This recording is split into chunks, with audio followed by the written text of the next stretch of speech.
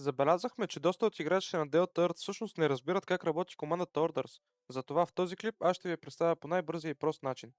Този туториал ще бъде разделен на три части. Първа част. Как да получаваме пари от ордери. Втора част. Как да си направим собствен ордер. Трета част. Какво трябва да знаем преди да направим собствен ордер. Започвайки от стъпка 1. Как да правим пари от ордери. Ами, това се случва по много прост начин. Примерно можем да видим, че играч Ангелов търси 14 потери шарда за 14 парички всеки. Ние, както можем да видим, имаме 19, което означава, че можем да направим общо, т.е. можем да му запълним целия ордер, можем да направим общо 196 пари. Натискаме на неговия ордер, доставяме му нужните потери шардове, които той иска и затваряме менюто. Пита ни за потвърждение, при което ние потвърждаваме, че искаме да му дадем 14 потери шарда, за да му изпълним ордера и да получим следователно 196 пари. И какво се случва? Доставя му се, връща ни останката, която ние сложихме в повече и всъщност успяхме да видим, че му деливърнахме ордера успешно. И станахме с 196 парички по-богати от преди това. Следващата стъпка от клипа. Как да си пуснем собствен ордер.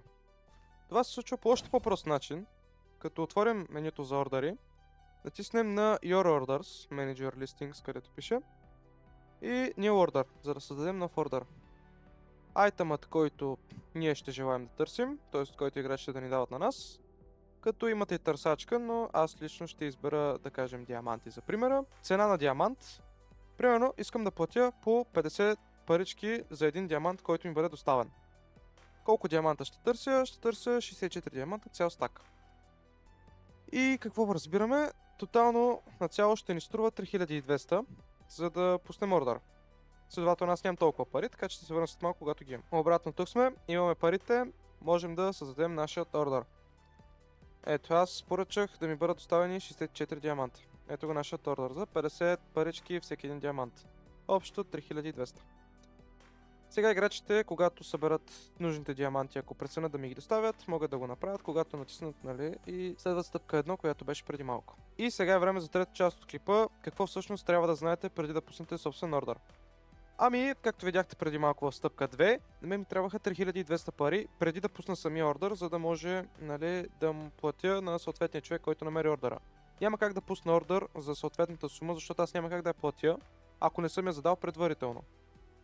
Или следователно, както дадах пример преди малко, аз, за да мога да платя на човек, който ми намери тези диаманти 3200 пари, ако ми ги донесе наведнъж, аз трябва да ги имам готови тези пари.